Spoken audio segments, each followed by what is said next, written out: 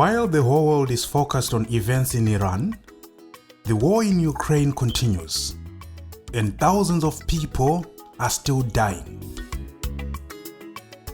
This war began in 2022 when Russia invaded Ukraine. Since then, an estimated 500,000 to 600,000 people have died, and millions have been displaced as refugees across Europe.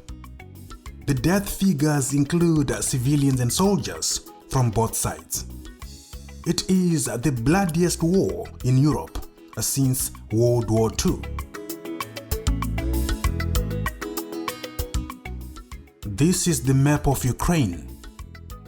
On its eastern side, Ukraine shares a long border with Russia. Since Russia's invasion in 2022, much of the fighting has been concentrated in eastern Ukraine. This main battle line is often called the Eastern Front. That is where Russia continues to put heavy pressure on Ukraine, trying to capture more territory. But Ukraine is also taking the fight to Russia, using drones and missiles. We will fight you. Your cities will fall. We will never surrender. So be it. Ukraine has been striking oil refineries, fuel depots, and military infrastructure in Russia. The goal for Ukraine is to make the war very costly for Russia.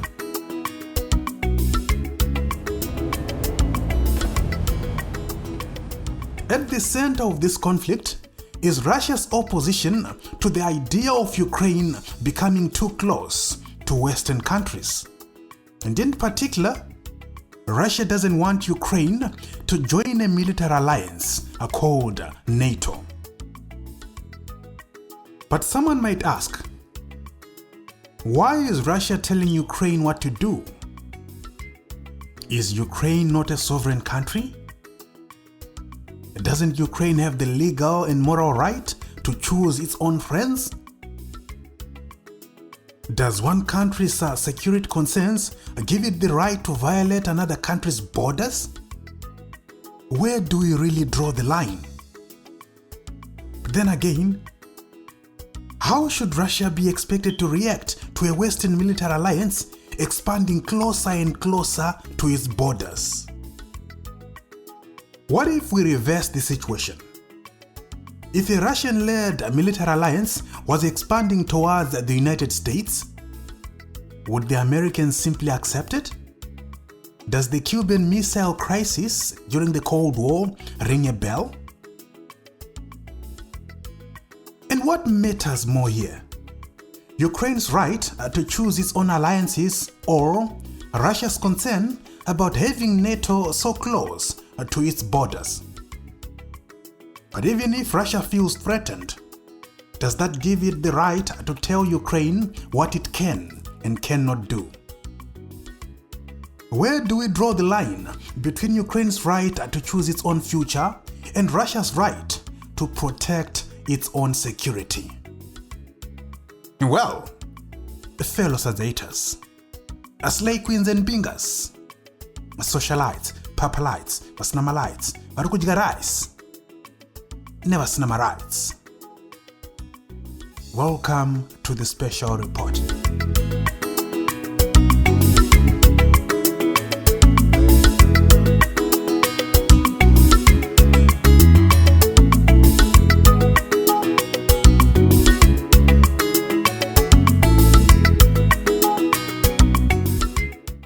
As you may know, in any conflict, there are two sides of the story, and then there's the truth. I'm not here to speak on behalf of either side. I'm here to give you the facts as they are. As I said in my intro, at the heart of this conflict is the refusal by Russia to allow Ukraine to be close to Western superpowers. In fact, Russia has made it very clear that Ukraine cannot and should not join NATO. So obviously, what we must do now is find out why Russia doesn't want Ukraine to join NATO. NATO is a military alliance of 32 countries. Of these countries, 30 are in Europe and 2 are in North America. It was formed in 1949 by America and its Western allies to defend Western Europe and North America against a country called the Soviet Union. This country existed from 1922 until it broke up in 1991. Both Ukraine and Russia were part of the Soviet Union, and I will explain that history in more detail later. But for now, what you need to understand is that the Soviet Union was dominated by Russia. Russia was the largest and most powerful republic in the Soviet Union. But that is not really the point. The point is that both Russia and Ukraine were part of the Soviet Union. That shared history is part of the reason why the relationship of these two countries is complicated.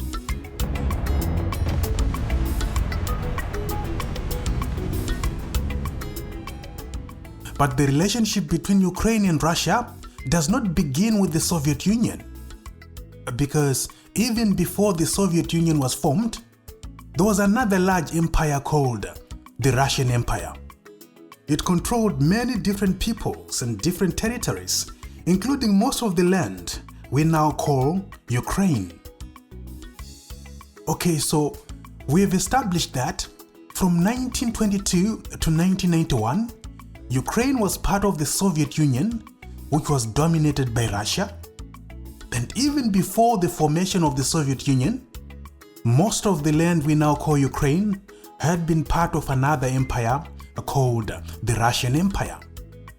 But even before that, the land we now call Ukraine was not always part of the Russian Empire. Over many centuries, different parts of present-day Ukraine were ruled by different kingdoms and different empires. The land we now call Ukraine was not always dominated by the Russians. Russia's influence in Ukraine began in the 1600s. But it was in the late 1700s that the Russian Empire came to control most of the territory we now call Ukraine. And just for context, that is roughly 250 years ago. That is around the time when America was fighting for independence from Britain. Shaka Zulu was still a child at the time. It's a very long time ago.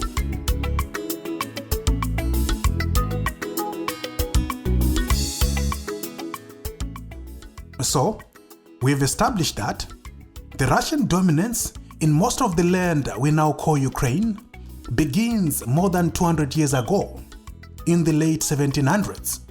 And that dominance continues until 1917, when the Russian Empire collapses. Yes, in 1917, during the First World War, the Russian Empire collapsed. And when it collapsed, many of the lands it had ruled were suddenly left without one clear ruler.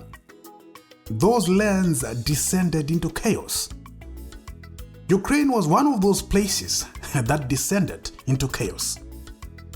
Different Ukrainian leaders saw this as an opportunity to create an independent Ukraine. At the same time, Russia fell into a civil war. Actually, what happened was that when the Russian Empire fell in 1917, later that same year, Vladimir Lenin and his party, the Bolsheviks, took power in Russia. But not everyone accepted the Bolsheviks' rule. Different groups fought against them, and Russia fell into a bloody civil war. Literally. The Bolsheviks eventually won. However, the Bolsheviks were not only fighting to keep themselves in power in Russia, they also wanted to regain control over much of the land that had belonged to the old Russian Empire. Ukraine was one of those territories. And keep in mind, as all of this was happening, people in Ukraine were also trying to establish their own independent country. On one hand, the people of Ukraine were trying to build a country of their own. But on the other hand, the Bolsheviks in Russia wanted to bring much of the land that had belonged to the old Russian Empire under Soviet rule, Ukraine included. By the early 1920s, the Bolsheviks had won the Russian Civil War and established control over most of Ukraine. They created a Soviet government, and Ukraine became known as a Soviet Ukraine. Its official name was Ukrainian Soviet Socialist Republic. Then in 1922, Soviet Ukraine joined Soviet Russia and several other Soviet republics to form a new country called the Soviet Union. Now over time, the Soviet Union grew to include 15 republics, and Ukraine was one of them.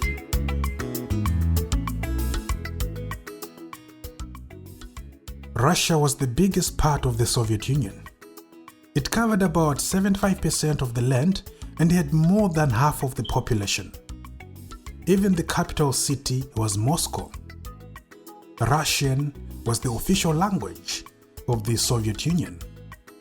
So because of this, many people get confused and think that Russia and the Soviet Union were one and the same thing.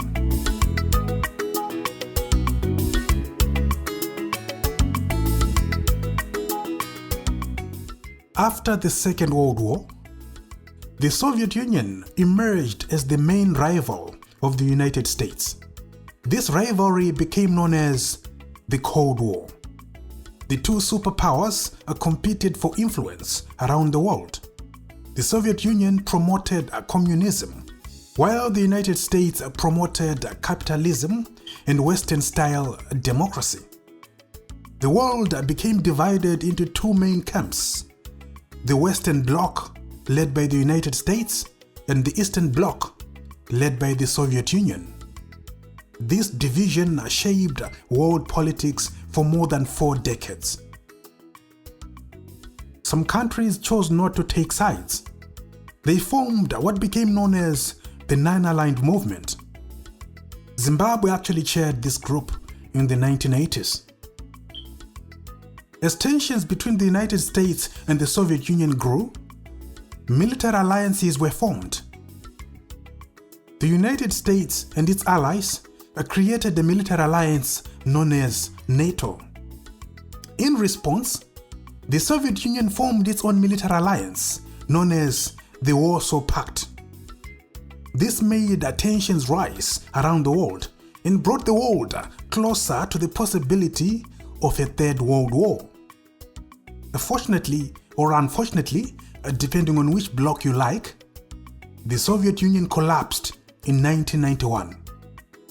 The 15 Soviet republics that had been part of the Soviet Union became independent countries, and the Warsaw Pact came to an end.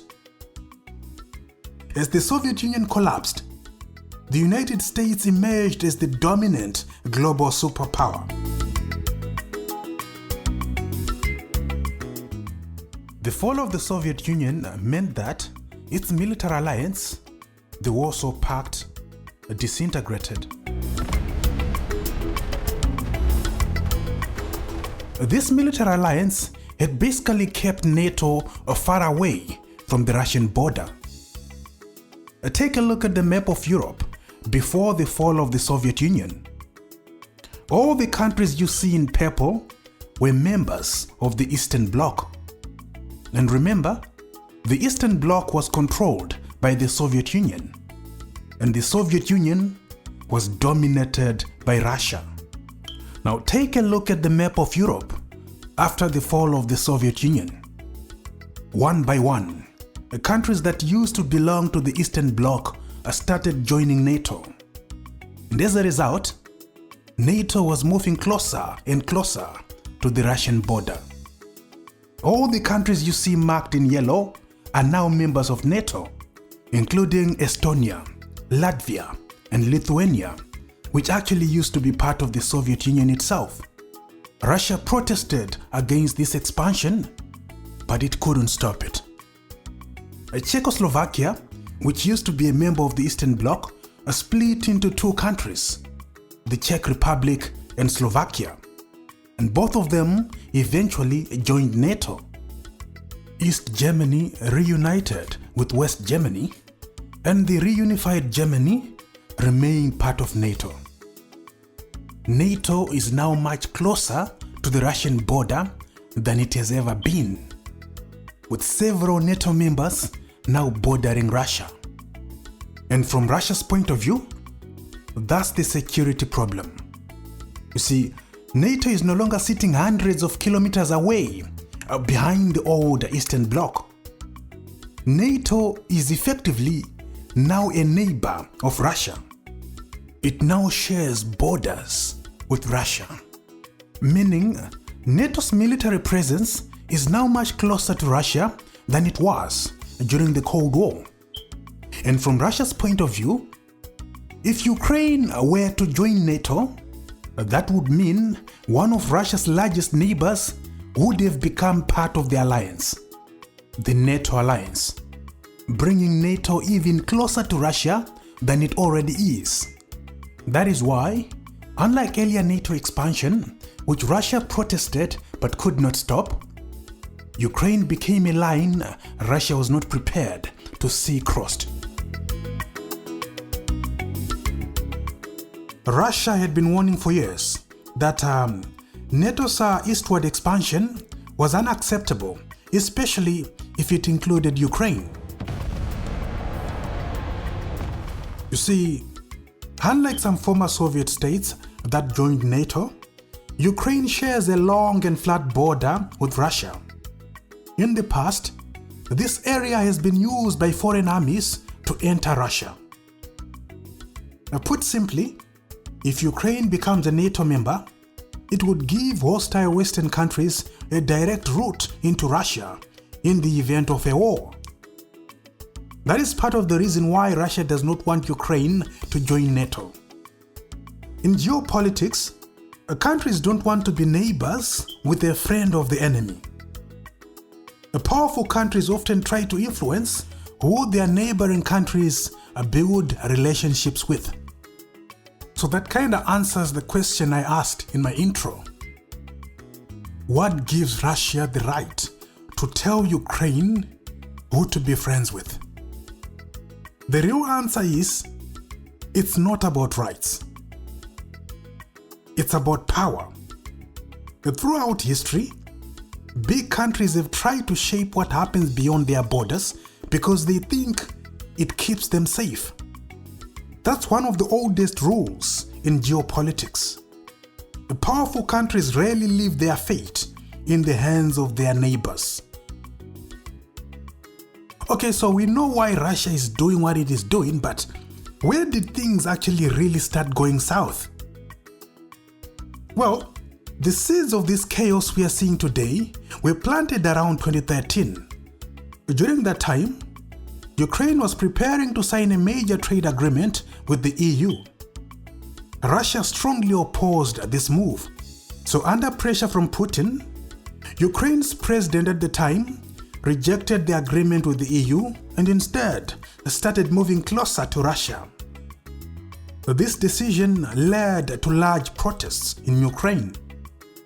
The situation became violent, and in 2014, the parliament of Ukraine removed the president from power. He then fled to Russia. The Russian government called this development a coup and refused to recognize the new government that was established in Ukraine, calling it illegitimate. The new government that took over began leaning more towards the West and moving further away from Russia. This increased tensions between the two countries as Russia saw Ukraine's new direction as a threat to Russian security. That is when everything started going down south. Soon after, Russia took control of a region of Ukraine called Crimea, claiming it was protecting people of Russian origin who lived there. Russia also started supporting groups in eastern Ukraine who wanted to break away from Ukraine, especially in the Donbas region. But as time went on, Ukraine continued to strengthen its ties with Western countries. Russia viewed this as a growing threat and used it as a justification for invasion in 2022. And 4 years later, the war is still going on. And as I said in my intro, an estimated 500,000 to 600,000 people have so far died.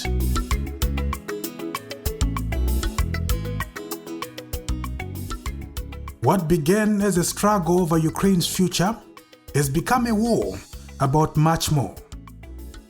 History, security, power, and the balance between Russia and the West.